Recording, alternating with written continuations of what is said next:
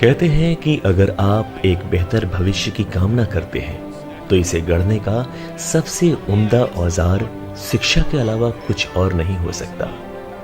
ज्ञान का प्रकाश आपके तन और मन दोनों को ही प्रकाशित करता है, स्वयं के बंधनों से मुक्त कर परमार्थ में लगाता है।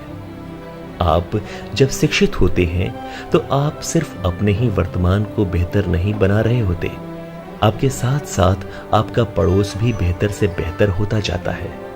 और जब बात बच्चों की हो तो जिम्मेदारियां और भी ज्यादा हो जाती हैं, क्योंकि बच्चे हमारा आने वाला भविष्य हैं। इन पौधों को हम जितने अच्छे तरीके से सींचेंगे उतना ही ये प्रखर हो निखर होंगे। ये आयोजन है private schools and children welfare association के 5वें काउंसिल मीट का, जो हो रहा कर्नाटक की राजधानी बंगलुरु के होटल गोकुलम में 9 से 12 जून 2019 तक।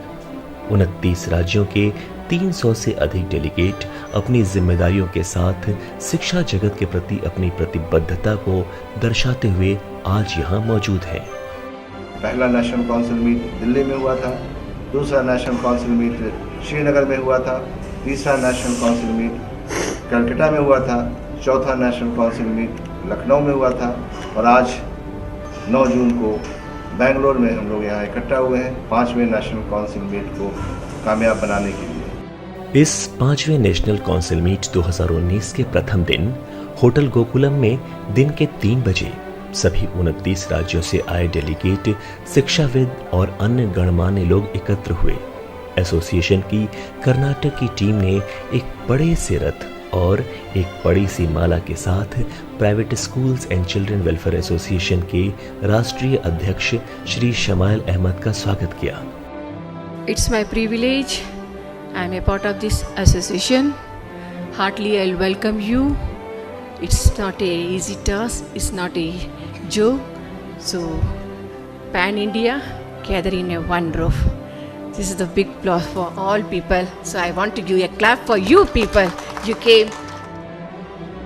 कर्नाटक सरकार के एडीजी श्री भास्कर राव ने इस कॉन्फ्रेंस का उद्घाटन किया। इस अवसर पर मुख्य अतिथि के रूप में पूर्व मंत्री भारत सरकार एवं माननीय सांसद श्री बीके हरि प्रसाद जी मौजूद थे। साथ ही साथ एम्स इंस्टीट्यूट की डायरेक्टर श्रीमती किरण रेड्डी और कई विश्वविद्यालयों के कुलपति एवं शिक्षाविद मौजूद थे। ऐसे समय पे ये कॉन्फ्रेंस है जो आज फिर एक हिस्ट्री बनाएगा। 2017 में पहला कॉन्फ्रेंस इतिहास बना था। आज पूरे देश के लोग आप यहाँ हैं और भारत सरकार ने न्यू एजुकेशन पॉलिसी लाई है। जिस तरह से प्राइवेट स्कूलों को आगे बढ़ने से रोकने की जो साजिश 2011 से चल रही है, उसका अमली जामा पहनाने के लिए ये न्यू एजुकेशन पॉलिसी लाया गया है। हम जानना चाहते हैं सरकार से, एक कमरे में 300, 400 बच्चों का अटेंडेंस उसमें है, बच्चे को बैठने की जगह नहीं है, वहाँ स्कूल चलते हैं। और हमारे अगर 5 कमरे और 10 कमरे में स्कूल चलते हैं तो आप कहते हैं कि आपके स्कूल को बंद कर दिया जाएगा क्योंकि आपका इंफ्रास्ट्रक्चर नहीं है। तो इस देश में 2 कानून नहीं चलेगा, एक कानून चलेगा। अगर सरकारी स्कूल 4 कमरे में चलेगा तो प्राइवेट स्कूल भी 4 कमरे में चलेगा। आज का यह दिन बड़ा ही खास था क्योंकि उत्कृष्ट प्रदर्शन के लिए नेशनल एक्सीलेंस अवार्ड से डेलीगेट को सम्मानित होना था और यह सम्मान डेलीगेट्स को कर्नाटक सरकार के एडीजी श्री भास्कर राव के हाथों प्राप्त हुआ। I feel very, very honored, extremely honored to be a part of this beautiful function. And today, as I watched Shamail speak with so much of passion, commitment, courage, I felt so proud of Shamail that I was his classmate. I felt extremely proud of him, that how he has shaped and organized such a movement. It is not very easy. लगातार 3 घंटे तक कार्यक्रम चला जिसमें सभी delegates ने अपने अपने विचार रखे। इसके अलावा कई शिक्षाविदों ने भी अपनी उपस्थिति दर्ज करवाई।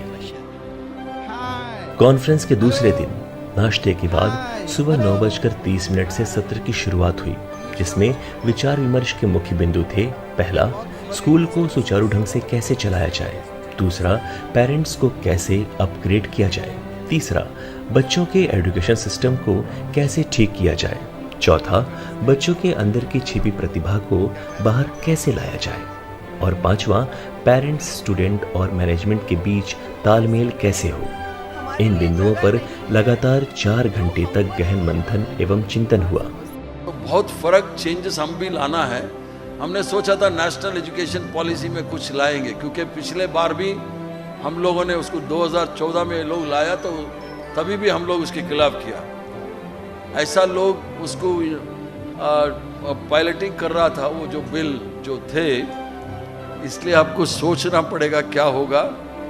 इसलिए आप लोग सब बुद्धिमान लोग हैं। जैसे हमारा JNK के भाई ने बोला, it should be ideologically free, politically free education system रहना चाहिए।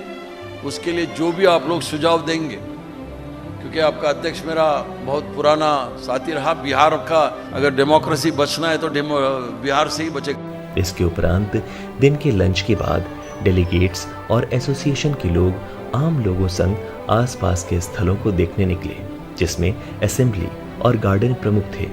इसी बीच रह रहकर लोगों से विषयपरक बातचीत भी हो रही थी। उधर एम्स इंस्टीट्यूट की डायरेक्टर और उनकी टीम अपने कॉलेज पर सभी डेलीगेट्स का बेसब्री से इंतजार कर रहे थे। करीब शाम 6 बजे सभी लोग वहां पहुंचे। बड़ी ही गर्मजोशी के साथ एम्स इंस्टीट्यूट की डायरेक्टर श्रीमती किरण रेड्डी ने private schools and children welfare association के राष्ट्रीय अध्यक्ष श्री शमाइल अहमद का स्वागत किया। कॉन्फ्रेंस के तीसरे दिन एसोसिएशन की पूरी टीम IG उमेश प्रसाद के साथ मैसूर भ्रमण पर निकली, जहां इतिहास के पन्नों से लोग रूबरू हो रहे थे। खास तौर से टीपू सुल्तान को जानने समझने को लोग काफी उत्सुक दिखे। दिन भर की यात्रा के बाद सभी शाम को वापस लौटे, मगर सबकी झोली भरी हुई थी यादों से। कॉन्फ्रेंस के चौथे और आखिरी दिन एसोसिएशन ने सभी डेलीगेट्स, देश के कोने कोने से आए शिक्षाविदों, कई विश्वविद्यालयों के प्रतिनिधि एवं उनके कुलपतियों, मीडिया के साथियों और सभी मेहमानों संग अतिथियों और तमाम लोगों का धन्यवाद किया, उनके सहयोग, प्यार, मार्गदर्शन और विश्वास के लिए। Thank you sir. Kiran Reddy साहब मैडम का भी काफ़ी कोऑपरेशन रहा, उनको भी बहुत बहुत धन्यवाद।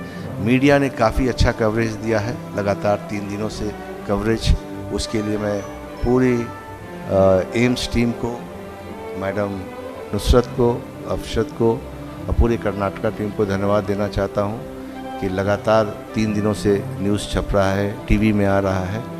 इसके लिए आप लोगों को बहुत बहुत बधाई। Private schools and children welfare association की यह 5वीं नेशनल काउंसिल मीट 2019 आज पूरी हो गई। हम ढेर सारी यादों को लेकर लौट रहे और नए निश्चय के साथ भी कि देश के शिक्षा जगत को सबसे उन्नत बनाना है। जो सपना private schools and children welfare association सभी के लिए देख रही, उसे सभी के लिए पूरा करने को खुद को और तराशना है। हम private schools and children welfare association ये वादा करते हैं कि एक बेहतर भविष्य सभी के लिए। इस सपने को साकार करने के लिए हम दृढ़ संकल्प हैं। हम चल रहे, मंजिलें अब दूर नहीं।